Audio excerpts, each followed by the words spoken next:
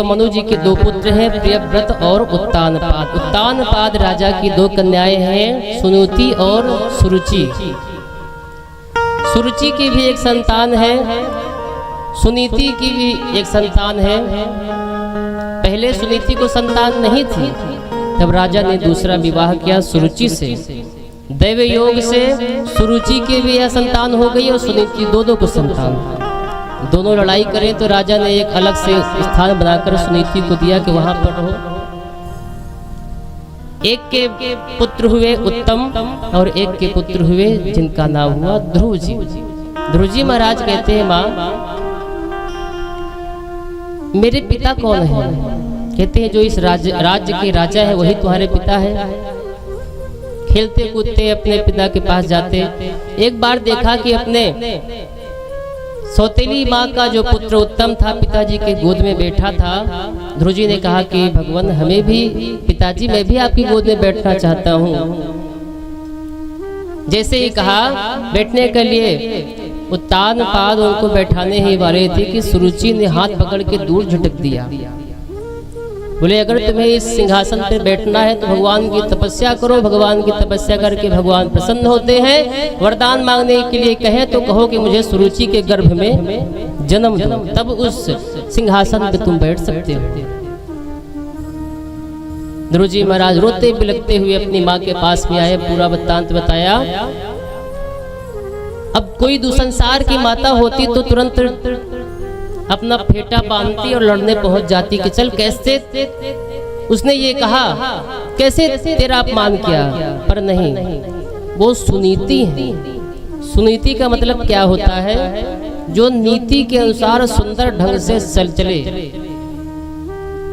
बोले पुत्र तू कहता था तेरे पिता, अरे उस माँ को धन्यवाद दे जिसने पिता ने उस परम पिता का मार्ग तुझे बताया है। ऐसा कह करके सुनीति महारानी शांत हुई। ध्रुव जी महाराज ने कहा कि क्या सही कहा है? रात्रि में अपने घर से निकल दिए कि अब मैं उस परमात्मा को प्राप्त करूंगा, तपस्या करूंगा। ऐसा सोच करके ध्रुव जी महाराज अपने घर से निकल गए। अब कुछ ज्ञान नहीं है। माता ने बताया था अगर परमात्मा को प्राप्त करना है जो व्यक्ति मिल जाए समझो वही गुरु। मार्ग में जा रहे हैं, नारद जी महाराज ने देखा कि ये कोई क्षत्रिय राजकुमार है।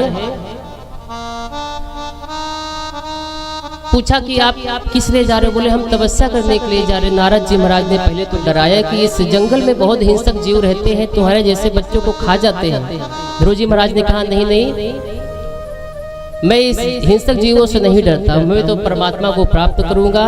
नारद जी महाराज जान गए कि ये निर्णय ले चुका है, तो द्वादशाक्षर मंत्र का उपदेश दिया। ओम नमो भगवते वासुदेवाय। इस मंत्र को कहा कि इस मंत्र को आप जपिए। ध्रुव जी महाराज वहां से चल करके मधुवन में, मथुरा में आज भी ध्रुव टीला है जिस स्थान पर बैठ करके ध्रुव जी महाराज ने तपस्या की।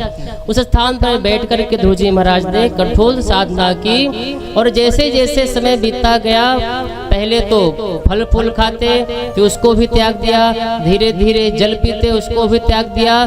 जल पीते पीते जब समय और बढ़ा सिर्फ वायु का आहार करते और धीरे धीरे वायु पीना भी बंद कर दिया। अंगूठे के बल खड़े होकर के तपस्या करना प्रारंभ कर दिया। जैसे ही वायु लेना बंद किया, देवता लोग सांस लेने में असमर्थ हो गए। भागे भागे ब्रह्मा जी के पास में गए कि ब्रह्म देवता क्या हुआ?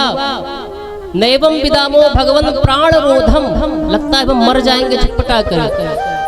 ब्रह्मा जी कहने घबराओ मत। नारायण के पास में गए, बोले हाँ, घबराने की आवश्यकता नहीं है। मेरा एक भक्त है जो मेरा दर्शन करने के लिए कठोर तपस्या कर रहा है, मैं जाकर के उसका दर्शन करूंगा। भगवान नारायण आए और चतुर्भुज रूप अभी सामने खड़ा है। ध्रुव जी महाराज आंख बंद करके अंदर उनको भगवान का दर्शन हो रहा है, तो आंख बंद किए दर्शन कर रहे हैं। भगवान सामने खड़े कह रहे हैं बताओ हम सामने खड़े हैं, ये आंख नहीं खोल रहा है। हृदय से चतुर्भुज रूप को हटाया और जैसे ही भगवान की छवि हटे, सामने देखा कि चतुर्भुज रूप में भगवान नारायण खड़े हुए हैं। भगवान को देख करके ध्रुव जी महाराज पढ़े लिखे तो है नहीं, क्या बोले, क्या स्तुति करें। आश्चर्यचकित बस देख रहे हैं। भगवान समझ गए कि ये पढ़ा लिखा तो है नहीं, अभी तो छोटा बालक है। अपने संग को उठाया और उसके कपोल से ध्रुवजी महाराज के लगाया। जैसे ही गाल में शंख का स्पर्श कराया, वेद वेदांत आदि समस्त शास्त्रों का ज्ञान ध्रुवजी महाराज को हो गया। और ज्ञान होने के बाद ही ध्रुवजी महाराज ने भगवान की बड़ी सुंदर स्तुति की। भगवान से कहा कि हे भगवान, योऽन्तः प्रविश्य मम वाचिमिमां प्रसुप्तां संजीवयत्यखिल शक्तिधर स्वधाम्ना अन्यासहस्रचरणश्रवणत्वगादि प्राणान् नमो भगवते पुरुषाय तुभ्यम्। हे भगवान, मैं आपको जान गया, आप कौन हैं? भगवान ने कहा कौन हूँ मैं, बताओ। ध्रुवजी महाराज कहते हैं योऽन्तः प्रविश्य, जो जिसने मेरे अंदर प्रवेश करके मेरी सोई हुई वाणी को जगाया। वाचमिमां प्रसुप्ताम, सोई हुई वाणी को जगाया। और मेरे अंदर ज्ञान का ऐसा संचार भरा, जो मैं इतना छोटा सा बालक वेद वेदांतों का शास्त्रों का मुझे ज्ञान हो गया। अन्यासहस्र चरण श्रवणत्वगादीन प्राणान् नमो भगवते पुरुषाय तुभ्यम्। भगवान, मैं तो बड़ा कृतार्थ हो गया आपका दर्शन करने के बाद। भगवान ने कहा मांगो, क्या चाहिए? अब ध्रुवजी महाराज कहते हैं कि भगवान, अब कुछ मांगने की इच्छा नहीं है, क्योंकि जब परमात्मा का दर्शन हो जाए और उसके बाद यदि कामना रही तो समझिए कि आपको भगवान का साक्षात्कार नहीं हुआ। गोस्वामी तुलसीदास जी मानस में कहते हैं कि उर कछु प्रथम वासना रही अब नहीं है, प्रभु पद प्रीत सरित सो बही। आपके चरणों में जैसे ही प्रीत लगी, जो कामना थी वो सब बह गई। अब मेरे अंदर कोई कामना नहीं। भगवान ने कहा कि अच्छा, कोई कामना नहीं है।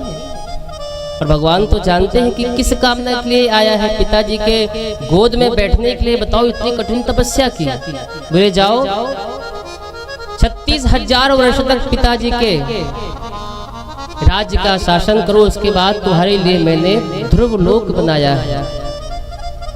ध्रुवजी महाराज को आशीर्वाद देकर के भगवान से वहां के ध्रुवजी महाराज वापस अपने नगर की ओर चले। जैसे ही ध्रुवजी महाराज के इस उपलब्धि का पता तानपाद को चला, समस्त नगर नारियों के साथ में भगवान ध्रुवजी का आगमन करने के लिए पहुंच जाते हैं और ध्रुवजी का आदर सत्कार किया। ध्रुवजी को राज्य सौंप करके जंगल में चले जाते हैं।